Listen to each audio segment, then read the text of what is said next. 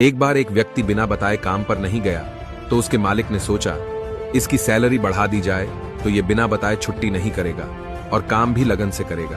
और फिर उसे बिना बताए उसकी सैलरी बढ़ा दी गई। अगली बार जब उसे सैलरी ज्यादा मिली तो वह कुछ नहीं बोला और उसने चुपचाप वो पैसे रख लिए और कुछ ही महीने बाद उसने फिर से बिना बताए छुट्टी मार ली। मालिक को बहुत गुस्सा आया और वह सोचने लगा इसकी सैलरी बढ़ाने का क्या फायदा हुआ, ये तो सुधरने वाला ही नहीं। और फिर से उसकी सैलरी कम कर दी गई। फिर जब वह काम पर वापस आया तो उसे वही सैलरी दी गई जो उसे पहले मिलती थी। वह व्यक्ति चुपचाप रहा और इस बार भी कुछ नहीं बोला। मालिक को बड़ा आश्चर्य हुआ और उसने पूछा कि जब मैंने तुम्हारी एब्सेंट के बाद तुम्हारी सैलरी बढ़ा कर दी तब तुम कुछ नहीं बोले और आज तुम्हारे फिर से छुट्टी लेने पर तुम्हारी सैलरी कम करके दी, फिर भी तुम शांत हो, इसकी क्या वजह है? उस व्यक्ति ने जवाब दिया, जब मैंने पहली छुट्टी करी थी तब मेरे घर एक बच्चा पैदा हुआ था और आपने मेरी सैलरी बढ़ा कर दी तो मैं समझा कि ऊपर वाले ने बच्चे की बेहतर परवरिश का हिस्सा भेज दिया है।